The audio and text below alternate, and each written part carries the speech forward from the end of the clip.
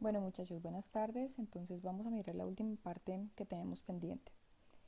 Empezamos entonces con prueba de hipótesis. ¿Qué es una prueba? Pues vamos a mirar qué es una prueba de hipótesis. Entonces, desde que empezamos la materia, empezamos a hablar de estadística inferencial. ¿Qué es la estadística inferencial? Es la estadística que trata de hacer inferencia en una población con base en una muestra. Entonces se toma una muestra porque no se puede sacar toda la población porque la población es demasiado grande. Entonces con base en la muestra se hace inferencia en la población, inferencia estadística, es decir, que se proyectan los resultados de la muestra en la población. Entonces, la prueba de hipótesis. Para saber qué es una prueba de hipótesis, primero tenemos que saber qué es una hipótesis estadística, ¿cierto? Una hipótesis es una suposición que yo hago con base en, digamos que en algunos criterios que tengo formados o algunos fundamentos que tengo. Entonces, es una suposición que confirma o que rechaza el estudio que yo estoy realizando. Entonces, ¿qué es una prueba la hipótesis es el planteamiento que yo hago. ¿Y qué es la prueba de hipótesis? Es una técnica estadística que sirve para decidir si se rechaza o no una hipótesis estadística con base en la información que yo he tomado de una muestra determinada. Bueno, para aceptar, eh, aceptar el proceso de la hipótesis, entonces aceptar o no la hipótesis nula, yo tengo que desarrollar un proceso.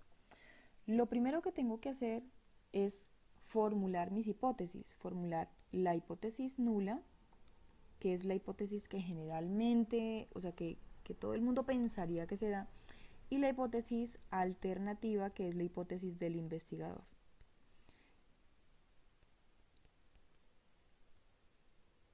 Entonces, por ejemplo, yo quiero saber si después de quedar embarazadas, o sea, después de pasar por el proceso del embarazo, las mujeres ganan peso.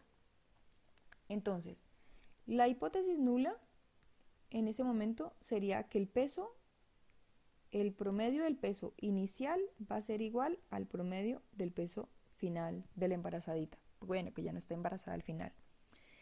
Y la hipótesis del investigador o la hipótesis que yo me planteo en este momento es que el peso inicial de la embarazadita va a ser menor que el peso final, porque yo pienso que la mujer después del embarazo va a quedar un poquito, va a aumentar, digamos que un poco el peso.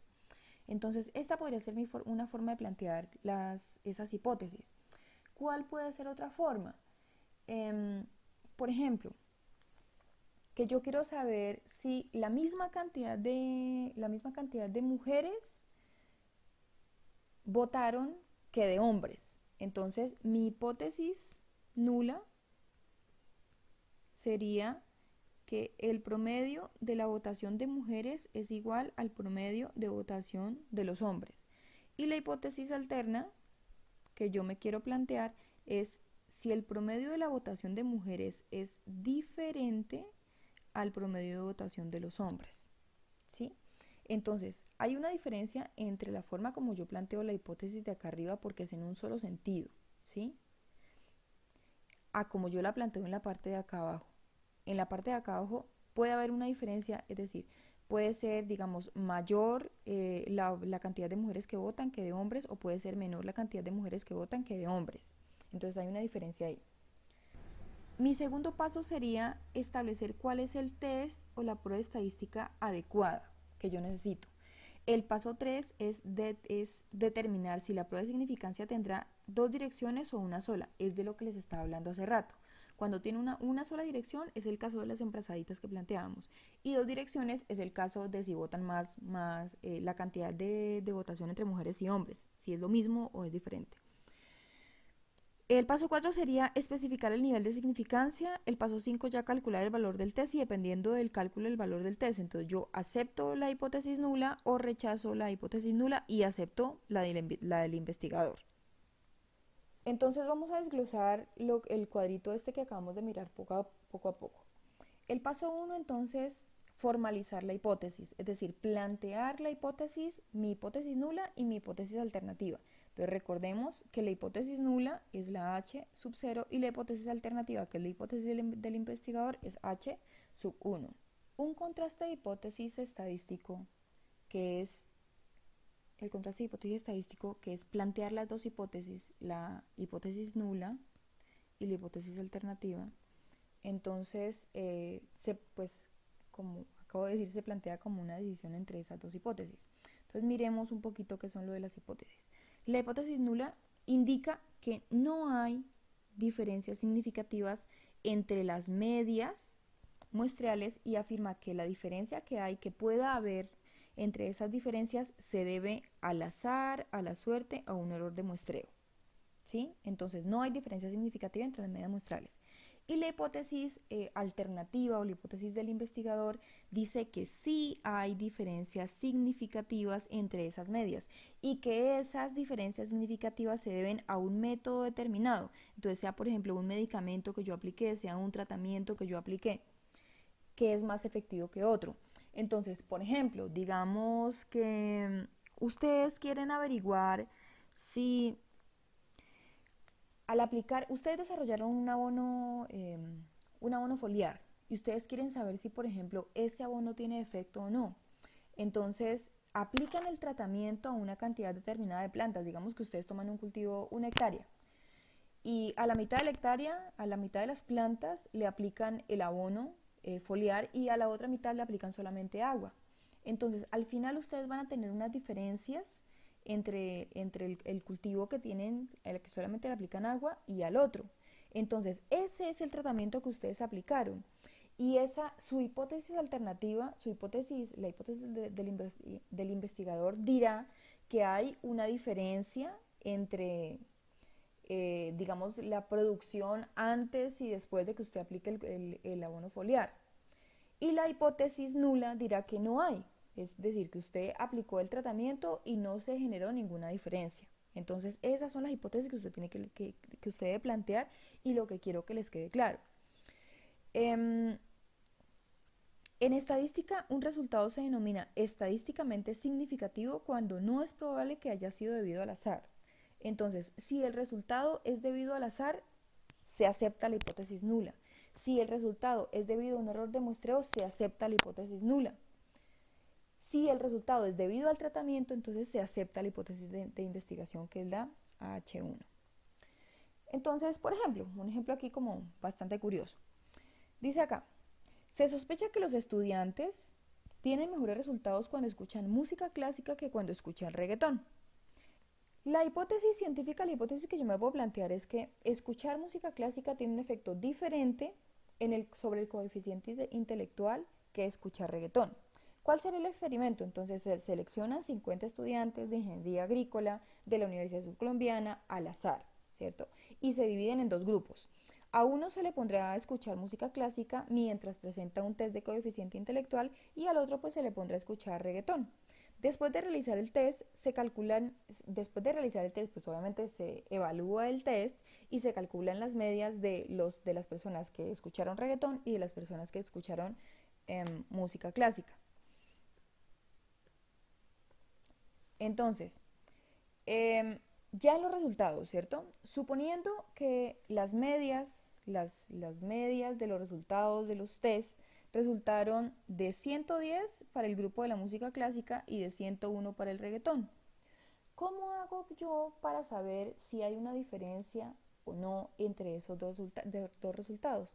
Pues lo que tengo que hacer es plantear mis dos hipótesis, ¿sí? Inicialmente. Entonces planteo mi hipótesis nula. La hipótesis nula es que no hay una diferencia entre los resultados de quienes escucharon la música clásica y quienes escucharon reggaetón. Entonces, que el promedio de quienes escucharon música clásica es igual al promedio de quienes escucharon reggaetón, ¿sí?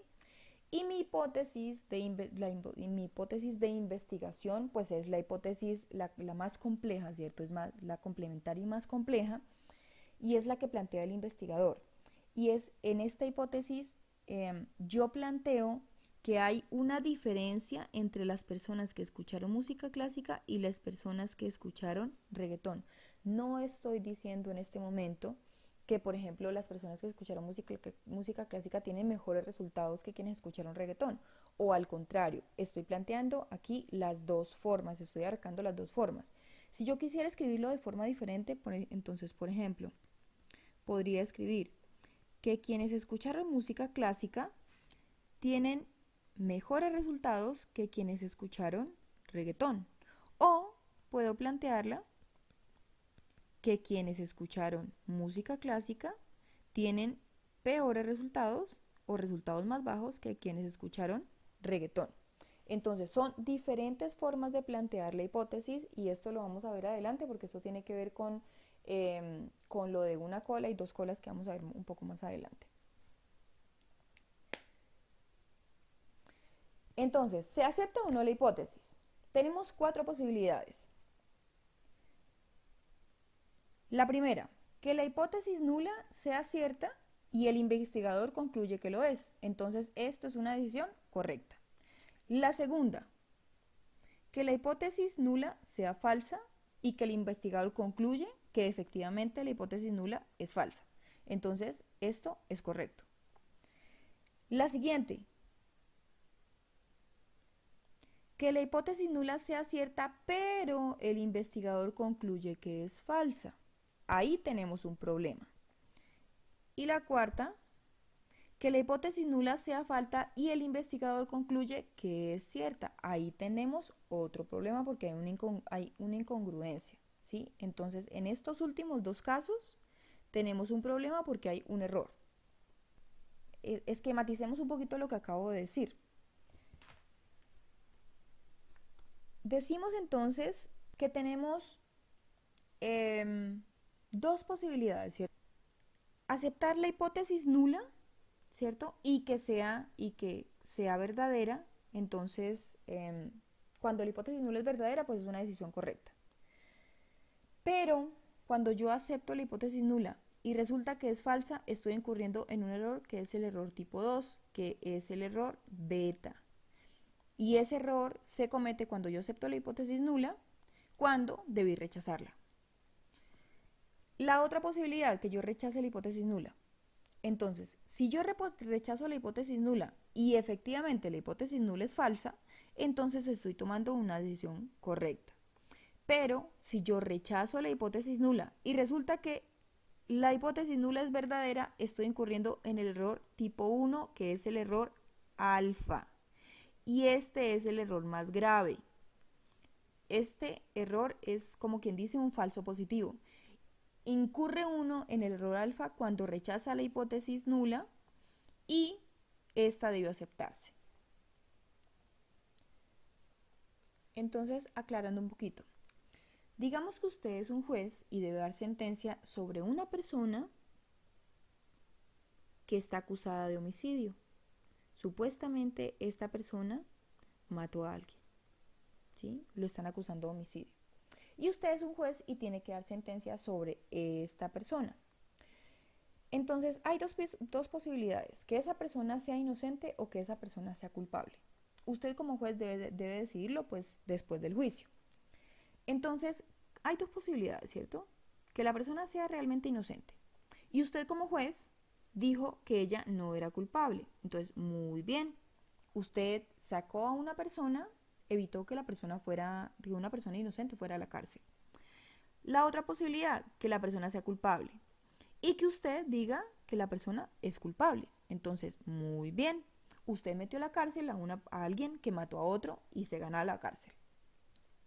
Pero hay dos errores, hay dos inconvenientes aquí.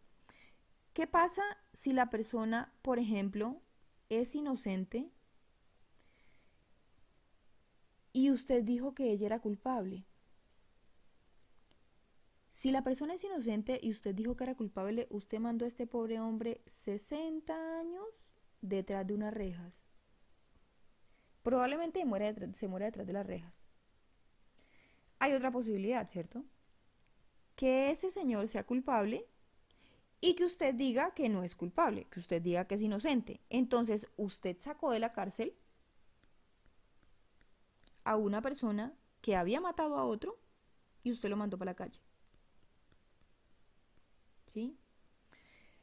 De esos dos errores, ¿cuál es más grave? Entonces, yo podría decir que es más grave el error tipo 1 que el error tipo 2. ¿Por qué? Porque en el error tipo 1 usted mandó a un pobre inocente a la cárcel durante 60 años. En el error tipo 2, sí, usted sacó a una persona que era culpable, que debía estar en la cárcel, pero es más grave que usted meta a un inocente a la cárcel.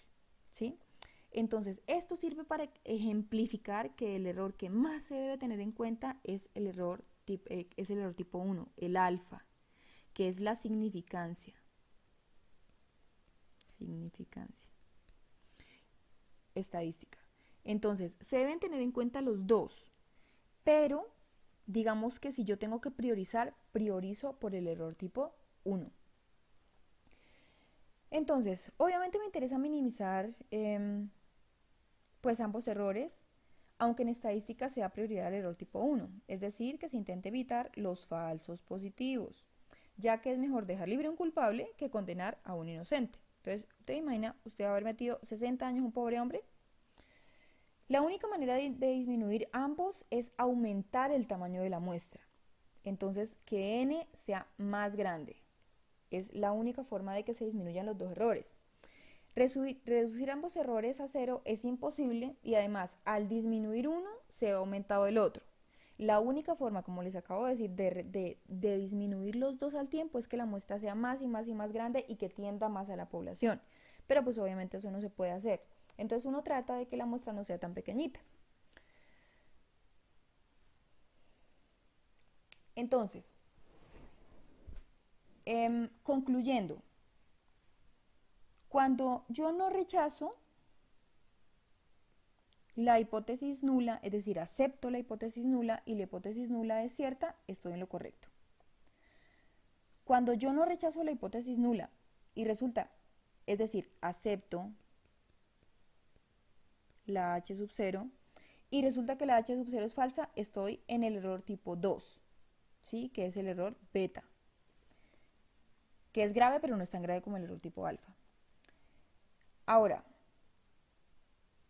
si yo rechazo la hipótesis nula y acepto la hipótesis alternativa, entonces puede ser que esa hipótesis nula sea falsa, ¿cierto? Y yo estoy en lo correcto. Pero puede ser que yo acepte la hipótesis alternativa, rechace la hipótesis nula y resulta que esa hipótesis nula era cierta. Entonces ahí es cuando estoy incurriendo en el error tipo 1, que es la probabilidad alfa, que es el nivel de significancia. Listo. Entonces, salimos del paso 1, ya planteamos nuestras hipótesis, las tenemos claritas. Seguimos con el paso 2, que es elegir el test adecuado, es decir, la prueba estadística adecuada. En esta imagen que tenemos acá tenemos un montón, entonces que miren, así por encimita tenemos Cruzat-Wallis, Wilcoxon, Fisher, la prueba NOVA, bueno, una cantidad de test que se pueden elegir, una variedad que tengo para elegir. Entonces, yo debo elegir, primero lo que tengo que hacer es saber si debo aplicar pruebas paramétricas o pruebas no paramétricas. ¿Qué son las pruebas paramétricas? Las pruebas en las que mis datos se ajustan a la curva normal. ¿Qué son las pruebas no paramétricas? Las pruebas que debo aplicar en las que mis datos no se ajustan a la curva normal. ¿Sí? Entonces,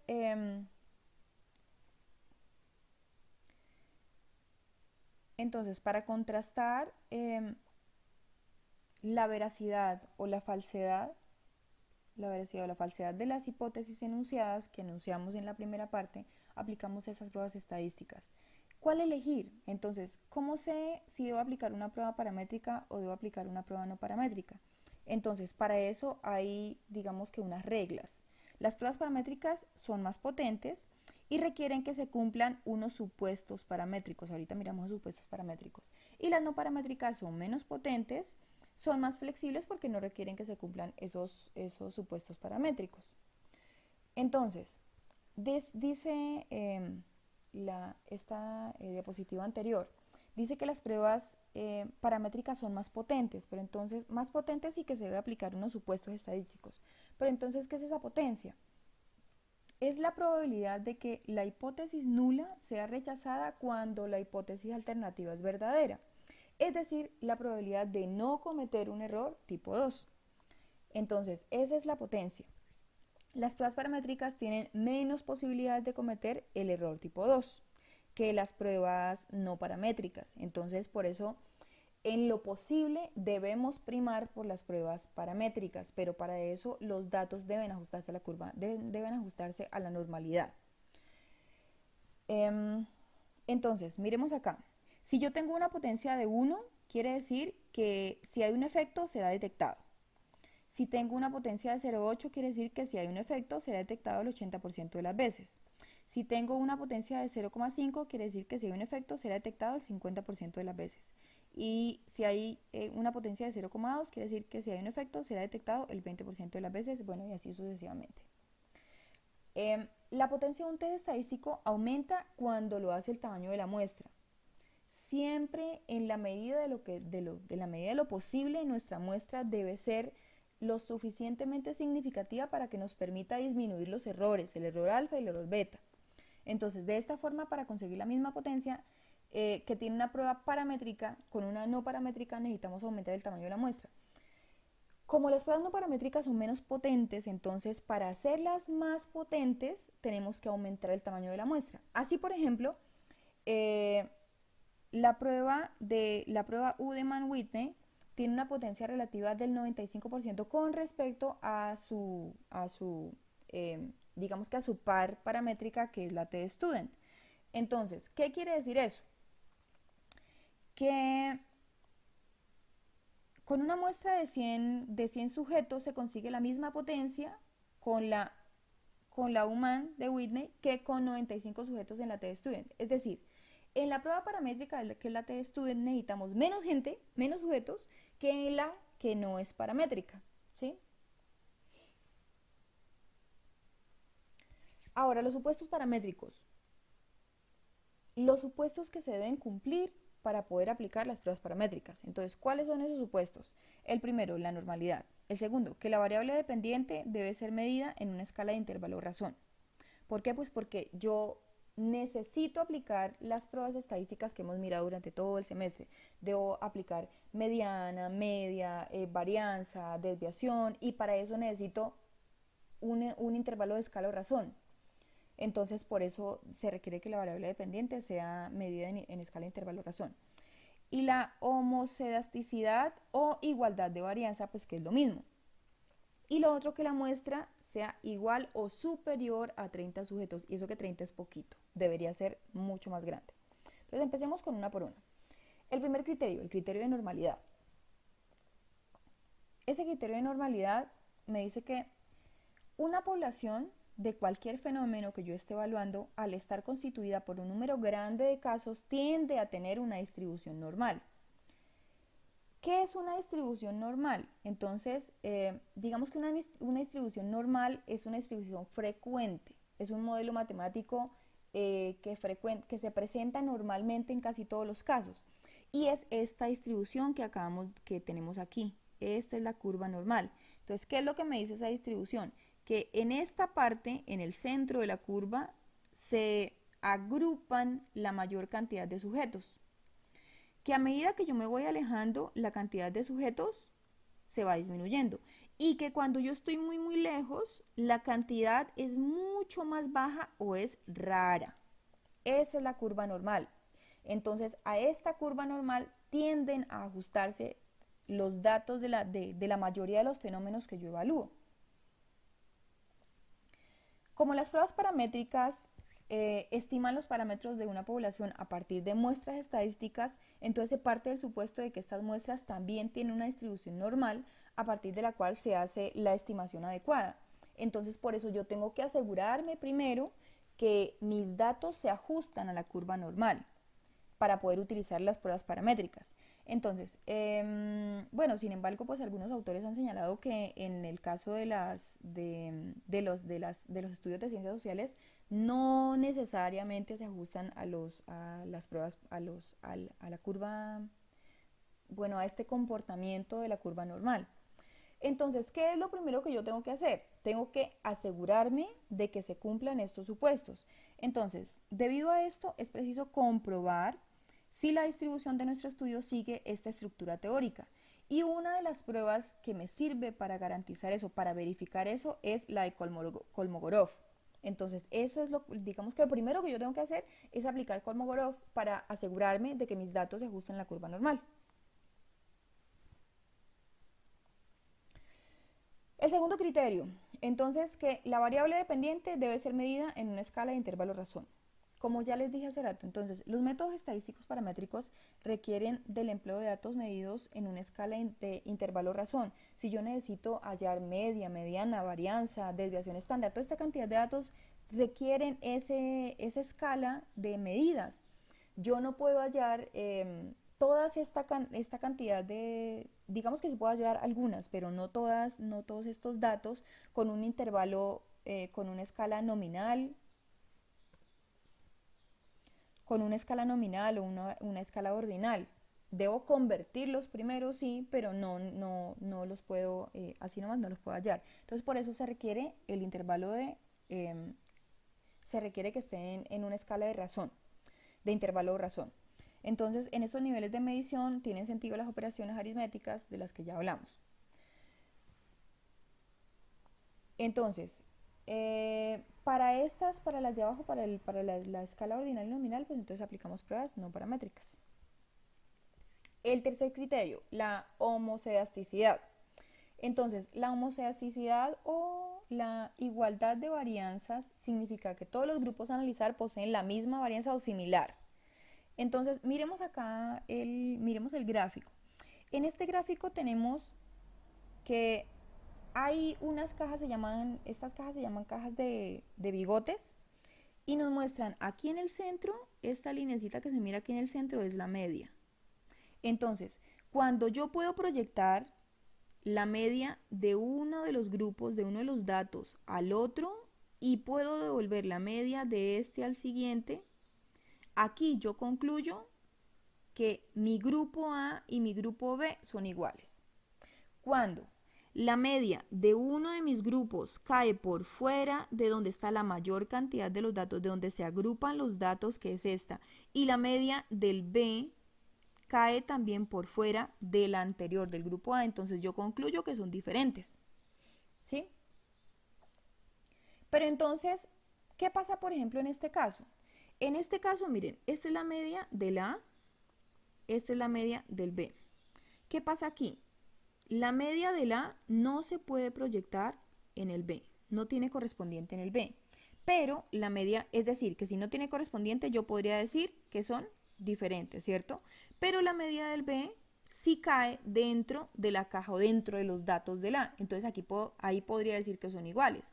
Por lo tanto, este criterio, cuando los datos están en esta forma, cuando no hay una similitud una homogeneidad en las varianzas, entonces no me sirven, no puedo llegar a concluir.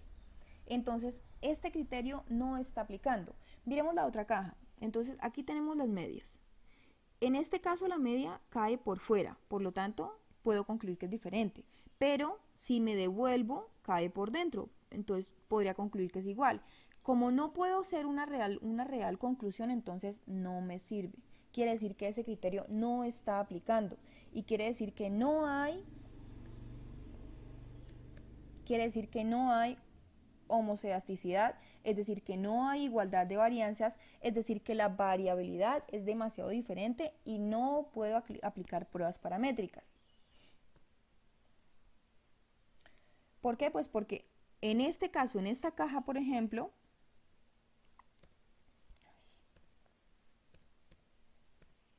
en esta caja los datos están mucho más amontonados, mucho más agrupados que en esta, ¿sí?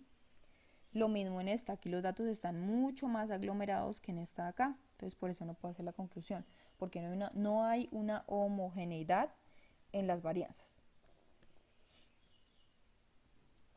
El cuarto criterio, la muestra debe ser mayor de 30.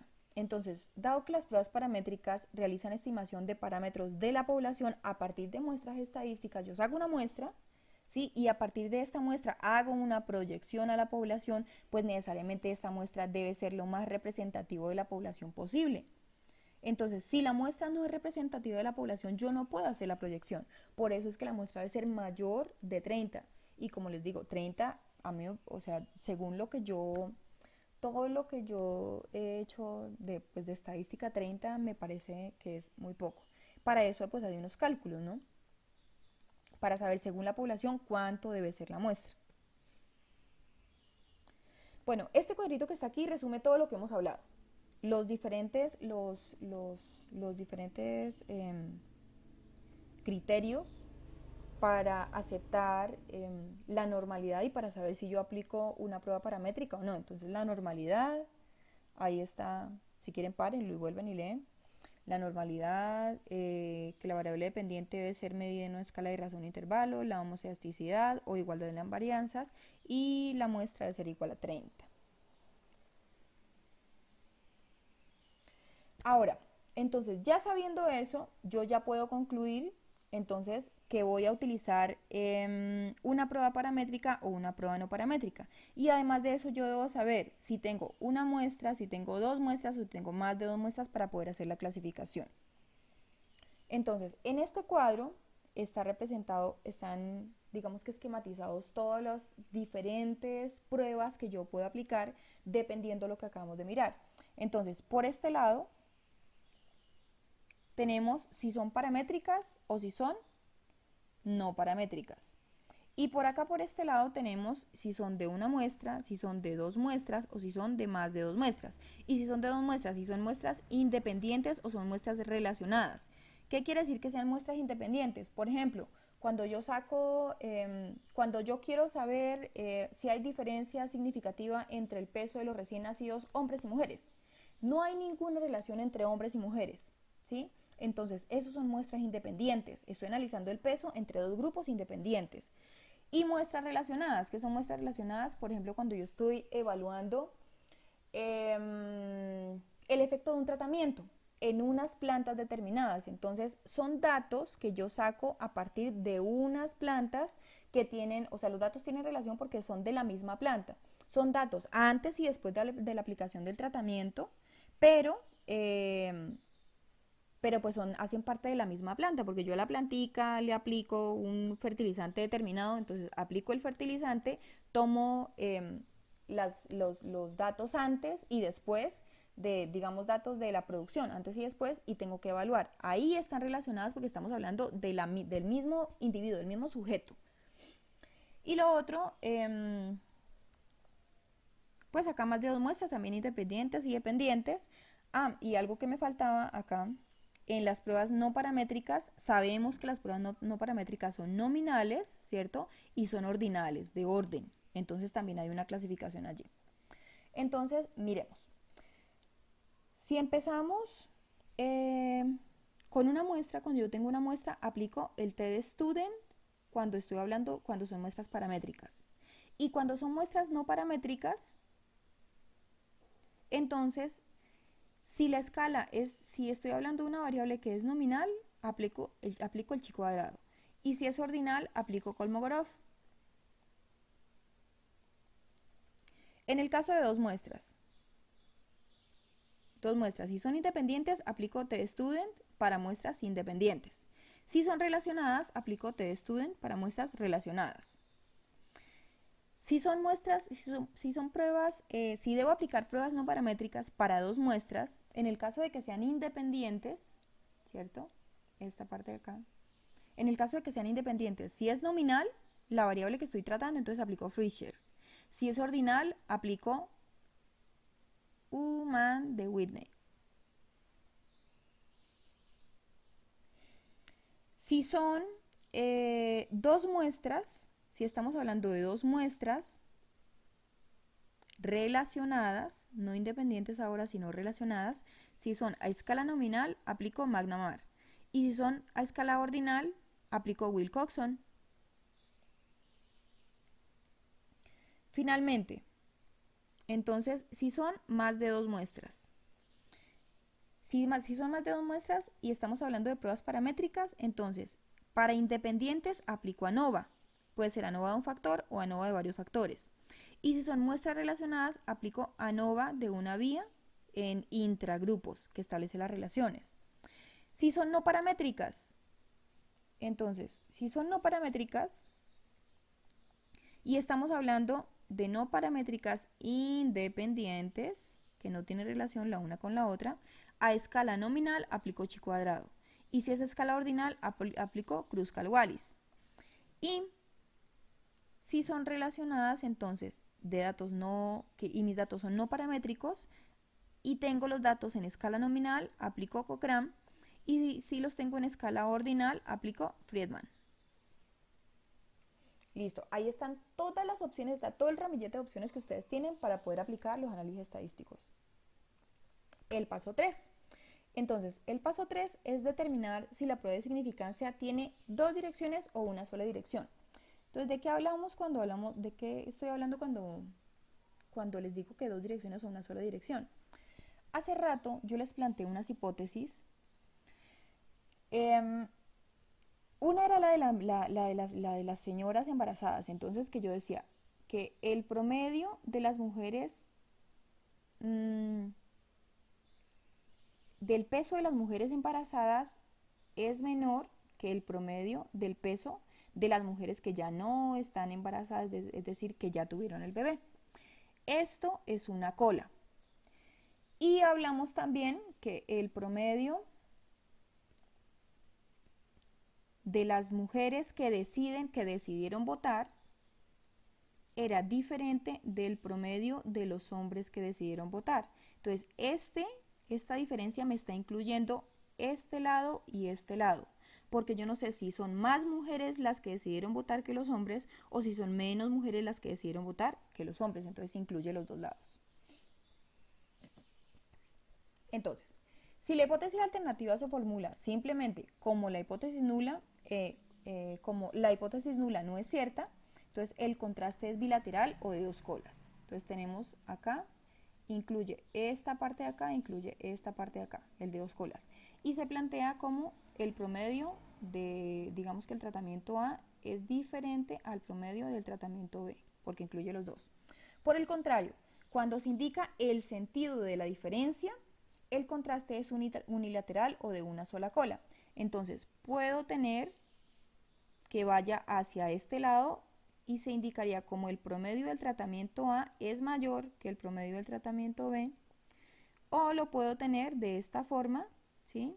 Y se puede indicar como que el promedio del tratamiento A es menor que el promedio del tratamiento B, ¿sí? Entonces son las diferentes formas de cómo yo planteo las hipótesis. Miremos esta curva normal que yo tengo aquí. Veníamos hablando hace rato del error tipo alfa, del error tipo beta, y habíamos dicho que el error alfa es el nivel de significancia. Esto que está aquí es el nivel de significancia, ustedes lo miran acá. Cuando estoy hablando de las dos colas, entonces alfa dividido 2, ¿cierto? Porque acá hay una mitad y acá hay otra mitad en esta parte de acá, ¿sí? Y esto que está aquí en esta parte, que es lo más probable, que se supone que es cuando yo acepto la h sub 0, es 1 menos alfa porque es lo que le hace falta. Todo esto debe sumar 1, es la probabilidad completa. Entonces, si esta parte de aquí es alfa medios, si esta parte de aquí es alfa medios, pues las dos suman alfa. Y por lo tanto, esta sería 1 menos alfa. Entonces, contraste de dos colas.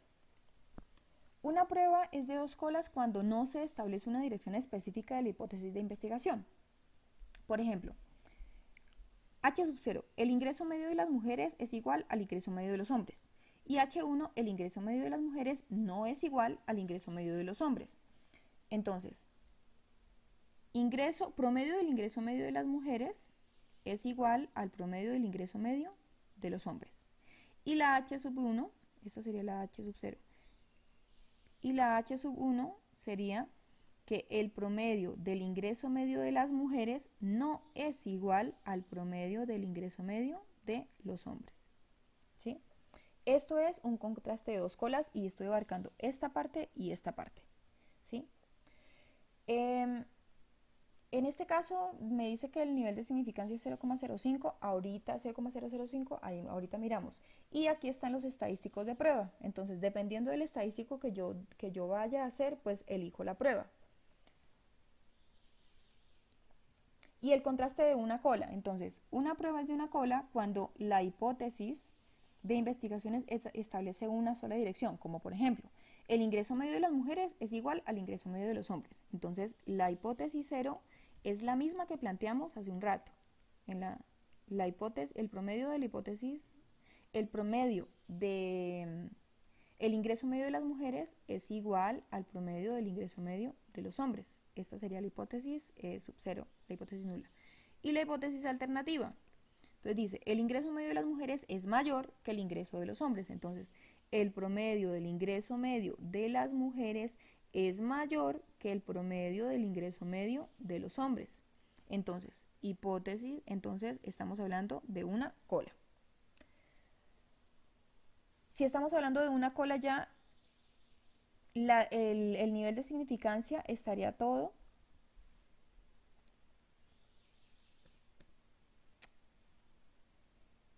ya no teníamos que dividirlo entre dos, sino que está todo en un solo lado, 0,05. Listo. Ahora el paso 4. Especifique el nivel de significación. Entonces, el nivel de significación es un test, es un concepto estadístico asociado a la verificación de una hipótesis. En pocas palabras se define como la probabilidad de tomar la decisión de rechazar la hipótesis nula cuando ésta es verdadera, es decir, de no incurrir en el error alfa. Tomar la decisión de rechazar la hipótesis nula, yo rechazo la hipótesis nula cuando ésta es verdadera, ¿sí? Entonces, de no incurrir en el error alfa. Entonces, esta probabilidad se denota como alfa, ¿sí? Y se suele especificar antes de tomar una muestra, de manera que los resultados obtenidos no influyan en la decisión. Entonces, aquí está el nivel de significancia, ¿sí? El nivel de significancia del 0,05. Entonces, ¿de qué estamos hablando? Aquí están los dos tipos de error, ¿cierto? Entonces, tenemos por este lado, cuando yo acepto la hipótesis alternativa, cuando yo acepto la hipótesis nula o cuando rechazo la hipótesis nula. Entonces, si acepto la hipótesis nula, puede ser que yo caiga en esta parte, ¿cierto? Puede ser, no, pues digamos que es la probabilidad más grande, que es cuando yo acepto la hipótesis nula y la hipótesis nula es verdadera. Tengo esta parte de acá que es alfa. Alfa es el nivel de significancia, que es el error más importante del que estamos hablando. Y en esto se basan todas las pruebas estadísticas. Entonces, el P que vamos a hallar de aquí en adelante es la probabilidad de que ese error sea muy, muy, muy chiquitico. La otra posibilidad es que yo rechace la hipótesis nula. Entonces, podría caer en esta parte de acá, que es cuando yo rechazo la hipótesis nula y la hipótesis nula es falsa, entonces eso es correcto, eso es una decisión correcta.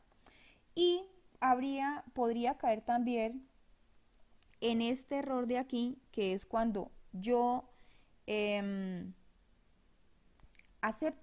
rechazo la hipótesis nula, rechazo la hipótesis nula y la hipótesis nula es falsa, ¿sí? Entonces caigo en ese error. Listo. Los valores más comunes de significancia son de 0,05, de 0,01 y de 0,001. Realmente este de 0,001 casi nunca se usa. Casi siempre se usa el 0,05. ¿Sí? Estos valores dependen de la rigurosidad que establezca el investigador para su análisis. Entonces, tenemos que cuando yo tengo un nivel de significancia de 0,1, eso quiere decir que tengo una probabilidad del 90% y eso se me traduce en que si alfa es 0,1, entonces 1 menos alfa sería 0,90, que de ahí viene ese 90%. Cuando yo tengo un nivel de significancia, un alfa de 0,05, quiere decir que el 1 menos alfa es 0,95. Entonces, la probabilidad está dada por el 95%, la probabilidad de que yo esté en lo correcto. Cuando tengo un nivel de significancia, un alfa de 0,01, entonces el 1 menos alfa, pues obviamente es 0,99 y tengo una probabilidad de 99%. Entonces, cuando se define, por ejemplo, un alfa de 0,05, lo que estoy diciendo es que se está dispuesto o que yo estoy dispuesto a cometer el error tipo 1, recuerden que es el del nivel de significancia, como máximo el 5% de las veces.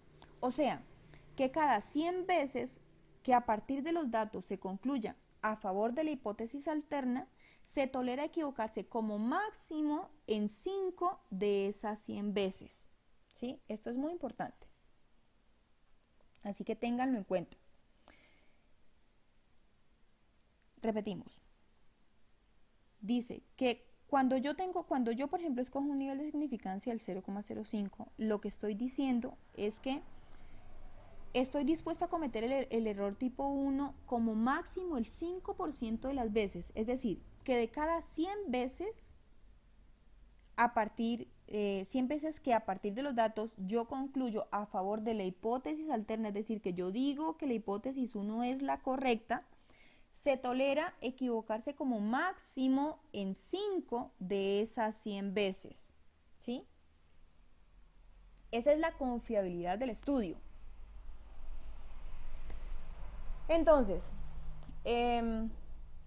pues como resumiendo un poquito esto del error y del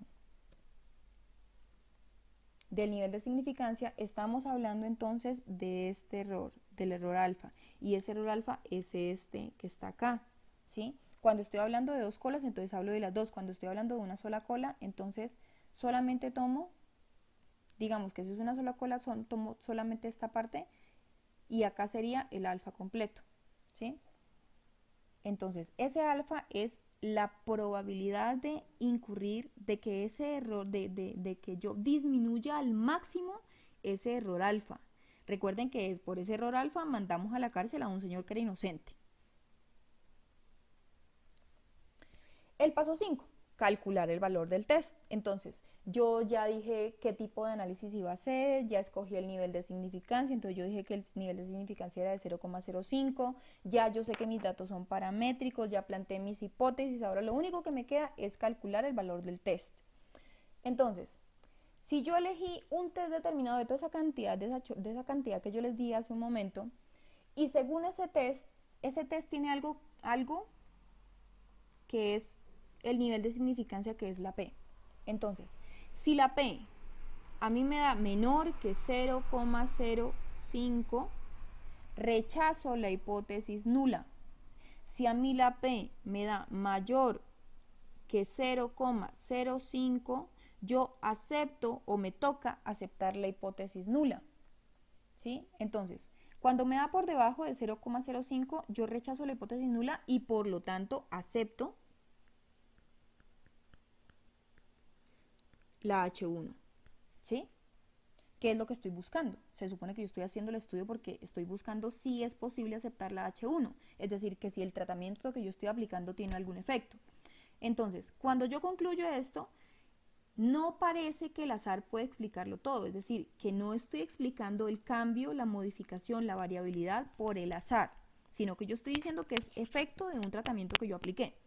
Por lo tanto, yo digo que hay diferencias estadísticamente significativas y que existen evidencias a favor de la hipótesis de investigación.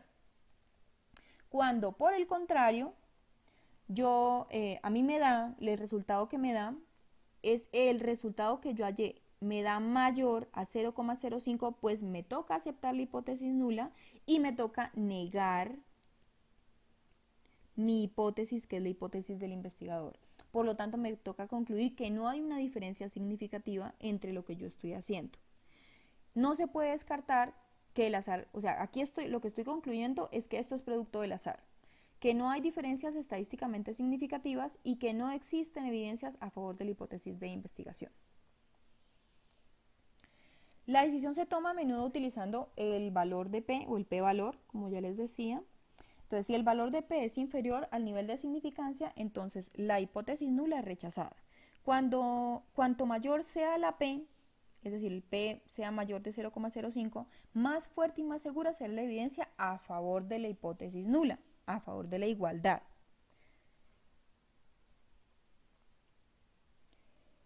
Entonces, con esto hemos concluido lo de la parte de prueba de hipótesis y esta es la parte que se va a evaluar en el quiz.